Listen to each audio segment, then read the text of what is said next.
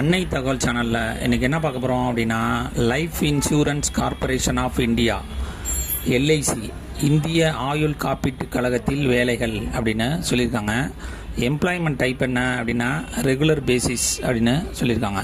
மொத்தம் எத்தனை posting call for பண்ணியிருக்காங்க அப்படின்னா 841 போஸ்டிங்க்கு கால்ஃபர் பண்ணியிருக்காங்க. Place of posting all over India அப்படின்னு சொல்லியிருக்காங்க.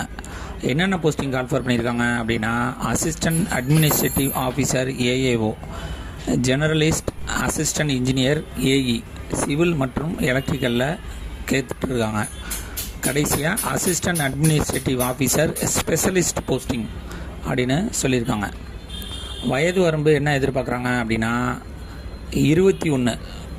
ஏஏஓ ஜென்ரல் லிஸ்ட்டுக்கு மொத்தம் 350 போஸ்டிங்க்கு கால்ஃபர் பண்ணியிருக்காங்க. வயது வரம்பு மினிமம் 21 வயசு இருக்கணும், மேக்ஸிமம் 30 வயசு இருக்கலாம் அப்படின்னு சொல்லியிருக்காங்க. 21 வயசு முடிஞ்சிருக்கணும் அப்படின்னு சொல்லியிருக்காங்க.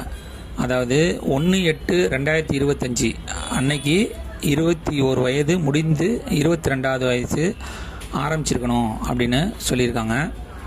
கேண்டிடேட் 2/8/1995 முன்னாடியோ 1/8/2004 பின்னாடியோ பிறந்தவங்க விண்ணப்பிக்க முடியாது. இந்த டேட்டுக்கு நடுவில் பிறந்தவங்க விண்ணப்பிக்கலாம் அப்படின்னு சொல்லியிருக்காங்க. இதை தவிர ஏஇ சிவில் 50 போஸ்டிங் கால்ஃபர் பண்ணியிருக்காங்க. ஏஇ எலக்ட்ரிக்கல் 31 போஸ்டிங் கால்ஃபர் பண்ணியிருக்காங்க. ஏஏஓ சிஏ 300 போஸ்டிங் கால்ஃபர் பண்ணியிருக்காங்க. ஏஏஓ சிஎஸ் 10 போஸ்டிங் கால்ஃபர் பண்ணியிருக்காங்க. ஏஏஓ ஆக்சுவரியல் 30 போஸ்டிங் கால்ஃபர் பண்ணியிருக்காங்க.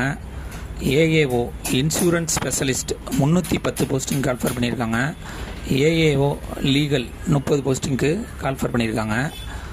வயது வரம்பு ரிலாக்ஸேஷன் யார் யாருக்கெல்லாம் கொடுத்துருக்காங்க அப்படின்னா எஸ்சி எஸ்டி பிரிவினருக்கு 5 வருஷம் ஏஜ் ரிலாக்ஸேஷன் கொடுத்துருக்காங்க.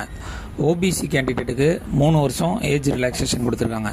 ஃபிசிக்கலி சேலஞ்சு ஜென்ரல் மற்றும் எக்கனாமிக்கலி வீக்கர் செக்ஷனுக்கு 10 வருஷம் ஏஜ் ரிலாக்ஸேஷன் கொடுத்துருக்காங்க.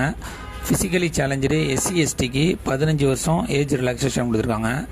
ஃபிசிக்கலி சேலஞ்சு ஓபிசி கேண்டிடேட்டுக்கு 13 வருஷம் ஏஜ் ரிலாக்ஸேஷன் கொடுத்துருக்கோம் அப்படின்னு சொல்லியிருக்காங்க. கடைசியாக எக்ஸ் சர்வீஸ்மேன் கேண்டிடேட்டாக இருந்தாங்க அப்படின்னா ஆஸ் பர் கவர்மெண்ட் பாலிசி பிரகாரம் ஏஜ் ரிலாக்ஸேஷன் கொடுப்போம் அப்படின்னு சொல்லியிருக்காங்க. சேலரி 88,635 பர் மந்த் அப்படின்னு சொல்லியிருக்காங்க. மெத்தட் ஆஃப் செலெக்ஷன் எப்படி தேர்ந்தெடுக்கிறாங்க அப்படின்னா ஃபஸ்ட்டு ஆன்லைன் மூலியமாக விண்ணப்பிக்கிறவங்களுக்கு ப்ரிலிமினரி எக்ஸாம் வைக்கிறாங்க. இந்த ப்ரிலிமினரி எக்ஸாமில் பாஸ் பண்ணவங்களுக்கு மெயின் எக்ஸாம் கண்டக்ட் பண்ணுவாங்க. அதில் செலக்ட் ஆகிறவங்களுக்கு டைரக்ட் இன்டர்வியூ மூலியமாக செலக்ட் பண்ணுவோம் அப்படின்னு சொல்லியிருக்காங்க.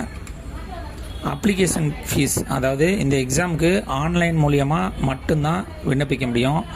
ஆன்லைன் மூலியமாக விண்ணப்பிக்கிறப்ப fees ST SC ex serviceman மற்றும் ஃபிசிக்கலி சேலஞ்சராக இருந்தாங்க அப்படின்னா அவங்களுக்கு ஆன்லைன் எக்ஸாமினேஷன் ஃபீஸு 85. இதுவே அதர் கேண்டிடேட்டாக இருந்தாங்க அப்படின்னா அவங்களுக்கு 700 + ஜிஎஸ்டி வரும் அப்படின்னு சொல்லியிருக்காங்க. இந்த exam date of online exam ப்ரிலிமினரிக்கு என்றைக்கு நடக்குது அப்படின்னா 3/10/2025 அன்னைக்கு நடக்கும் அப்படின்னு சொல்லியிருக்காங்க. இது டென்டேட்டிவ் உத்தேச தேதி தான் அப்படின்னு சொல்லியிருக்காங்க. மெயின் எக்ஸாமுக்கு 8/11/2025 அன்னைக்கு நடக்கும் அப்படின்னு சொல்லியிருக்காங்க. இதுவும் கன்ஃபார்ம் இல்லை, டென்டேட்டிவ் அப்படின்னு போட்டிருக்காங்க. விண்ணப்பிக்க கடைசி நாள் 8/9/2025